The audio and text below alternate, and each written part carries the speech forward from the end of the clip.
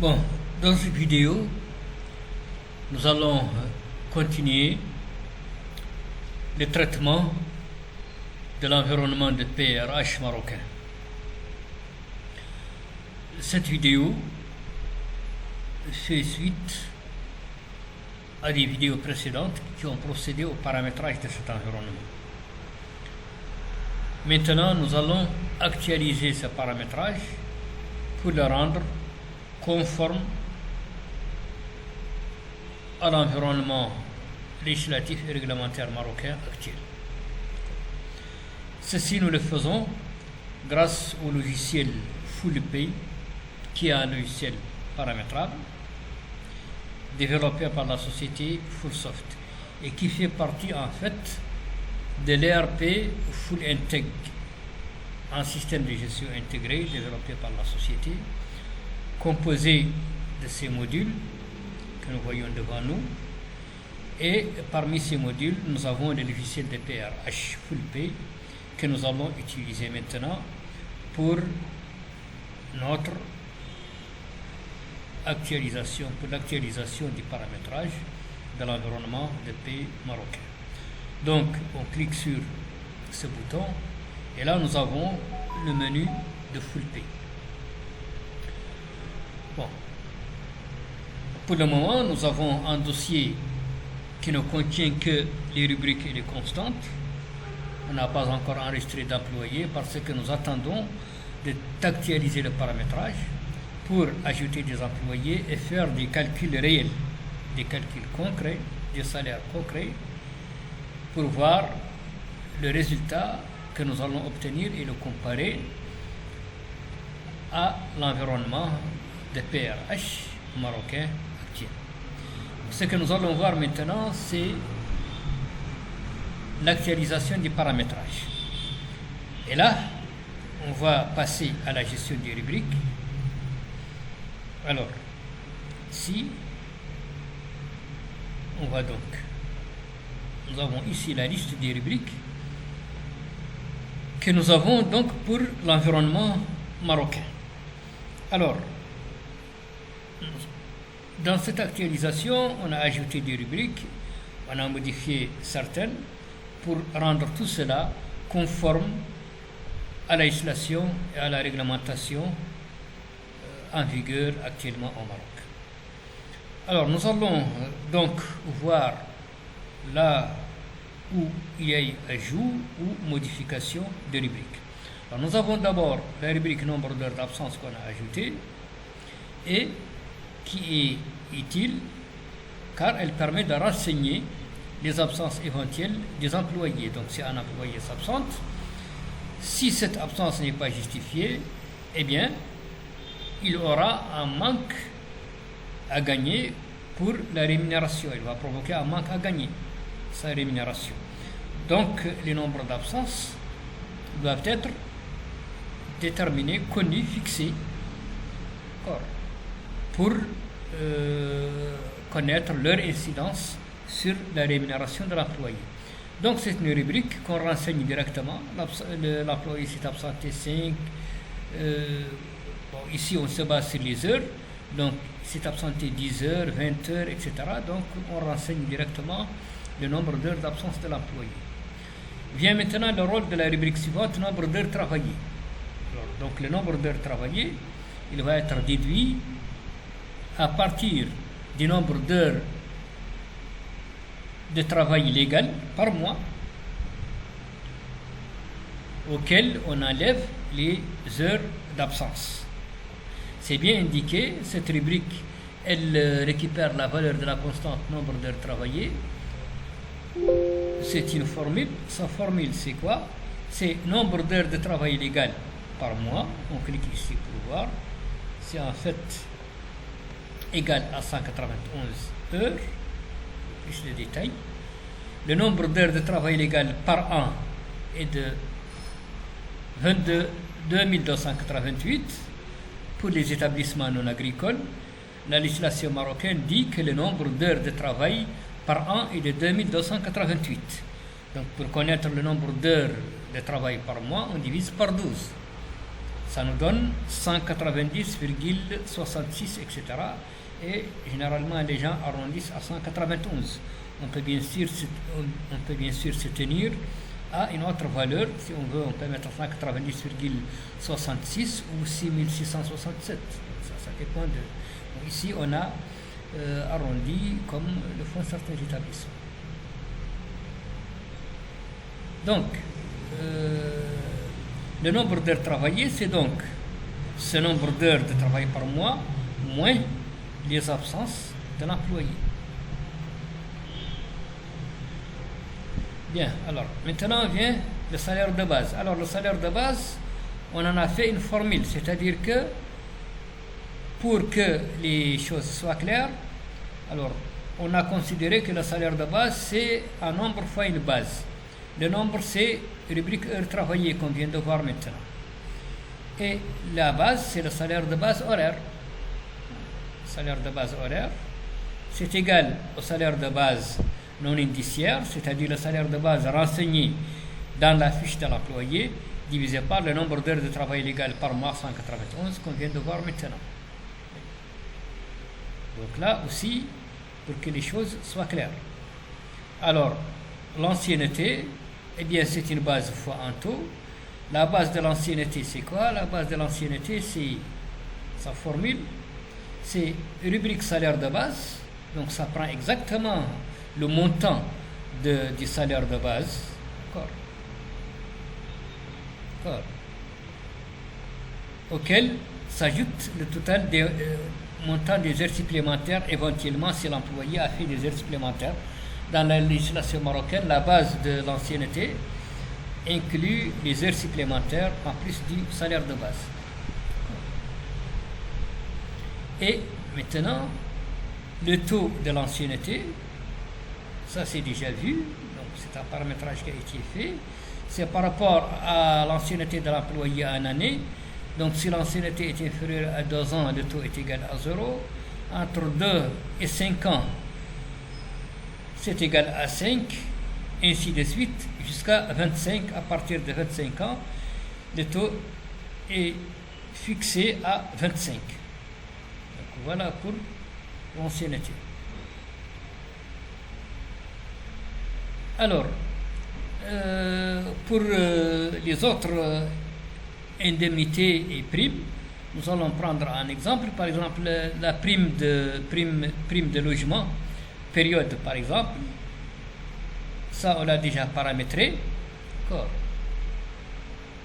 Sa formule c'est conditions multiples. Donc si classe de l'employé supérieure ou égale à 8, état du logement égal à 1, alors ici forfait logement, sinon c'est 380. Bon, n'oublions pas qu'on a supposé qu'ici il s'agit d'un employé qui travaille dans une banque ou une institution financière, c'est-à-dire que ici on applique la convention collective des banques et institutions financières du Maroc. Bien sûr, ça peut être appliqué à d'autres établissements. Il suffit tout simplement de faire le paramétrage correspondant, ou s'il n'y a pas de paramétrage, de saisir les montants correspondants. Donc, la prime de logement en période, c'est-à-dire la prime de logement pour un mois. Maintenant, nous avons la prime de logement proprement dite qui va dépendre de la présence de l'employé. C'est quoi? Sa formule, c'est tout simplement la prime de logement en période fois le nombre d'heures travaillées divisé par le nombre d'heures de travail légal par mois. Donc là, nous avons deux rubriques liées. Donc une rubrique qui fournit le montant mensuel, une autre qui détermine ce qui revient à l'employé en fonction de sa présence au niveau de l'établissement. Ici, prime de scolarité, c'est la même chose, ainsi de suite. Donc nous allons continuer. Alors là, on va vers... Alors ici, nous avons les cotisations, par exemple.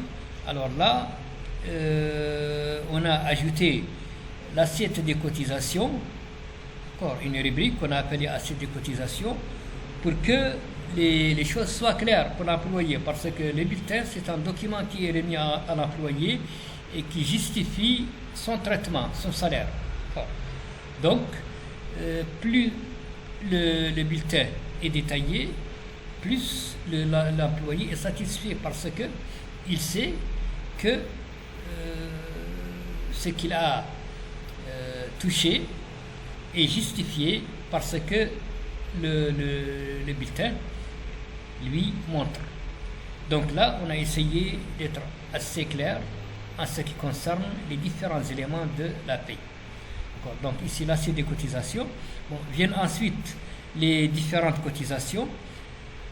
Maladie, maternité, prestations en espèces. Bon, nous avons cité ici toutes les cotisations.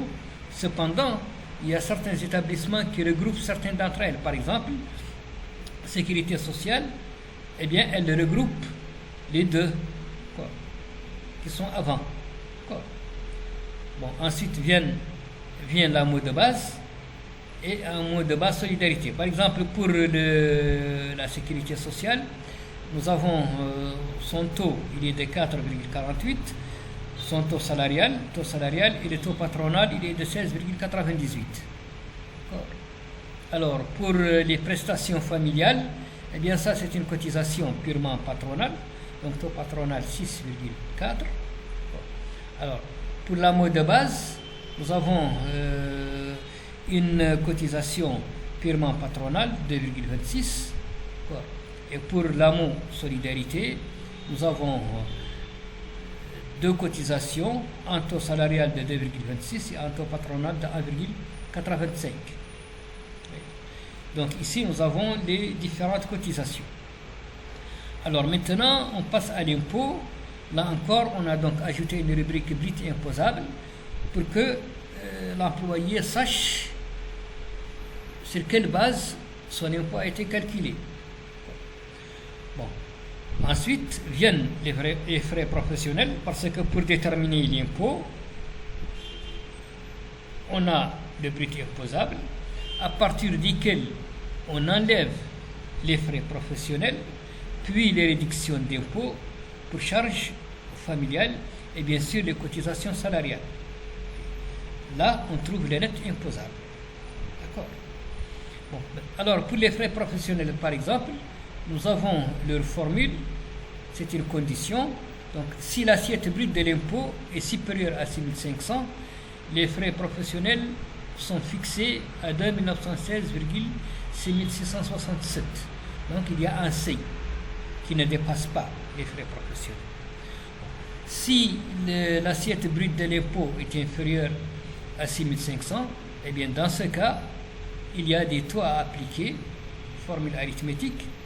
Bon, c'est assiette brute de l'impôt fois taux frais professionnels divisé par 100. Et le taux des frais professionnels, on l'a paramétré, condition multiple. Si assiette brute de l'impôt sur le revenu est égal à 6 500, le taux des frais professionnels est égal à 35. Sinon, il est égal à 25. Donc, voilà pour les frais professionnels.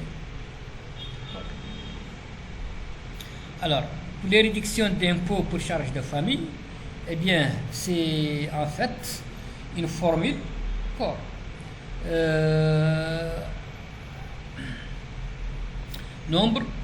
Un nombre fois une base. Bon, le nombre, c'est le nombre de personnes à charge, qui est normalement le conjoint plus les enfants à charge. Et la base, c'est 360. D'accord. Seulement, il y a une condition. Il y a une condition, c'est que si charge familiale théorique inférieure à 2160, alors charge familiale, c'est-à-dire les réductions, égale charge familiale théorique, c'est-à-dire quoi? C'est-à-dire le nombre de personnes en charge fois 360.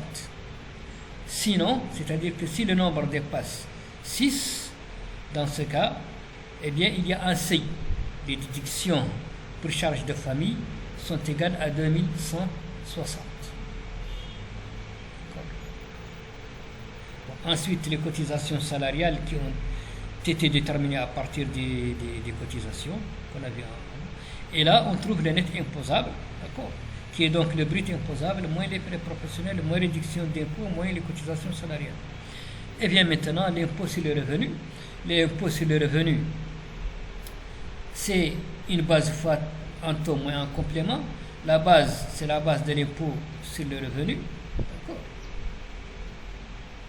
Donc, si base de référence de l'impôt sur le revenu est inférieure ou égale à 2500, alors base de l'impôt sur le revenu est égale à 0. Sinon, c'est base de référence de l'impôt sur le revenu. Alors, base de référence de l'impôt sur le revenu, sa formule, c'est quoi? C'est l'assiette brute de l'impôt, moins les retenues salariales, moins les frais professionnels, moins les charges familiales. C'est ça la base. Alors, le taux maintenant, le taux de l'IR, il va donc dépendre de la base de l'impôt sur le revenu. Donc c'est une grille. Alors si la base est inférieure ou égale à 2500, le taux est égal à 0. Si la base est comprise entre 2500 et 4166,67, le taux est de 10. Ensuite, entre 4166,67 et 5000, le taux est de 20. Donc jusqu'à un taux de 38 pour une base supérieure à 15 000. Si la base de l'impôt est supérieure à 15 000, le taux est fixé à 38. Bon, le complément maintenant, c'est une réduction qu'on enlève.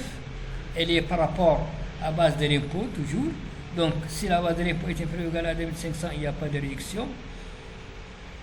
Si la base est comprise entre 2500 et 4166,67, la réduction est de 250, c'est-à-dire on fait base fois taux, puis on enlève 250.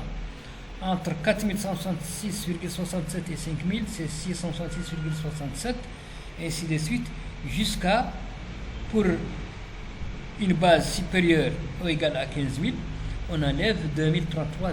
Donc voilà comment l'impôt est calculé.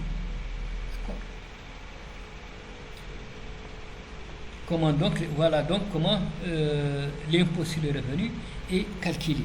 Donc ici, nous avons procédé à une actualisation du paramétrage. Donc on a rendu le paramétrage qui a été fait précédemment dans des vidéos précédentes pour l'environnement de paix marocain. On l'a actualisé parce que la législation n'est pas figée, elle évolue. Il y a des taux qui changent, des taux qui sont ajoutés éventuellement, il y a des montants, ainsi de suite. Donc la législation évolue et par conséquent, un logiciel doit pouvoir évoluer avec la législation. Ce genre de logiciel, on l'appelle le logiciel paramétrable. Un logiciel paramétrable, c'est un logiciel qui vous permet d'intégrer n'importe quelle modification survenue au niveau de la législation.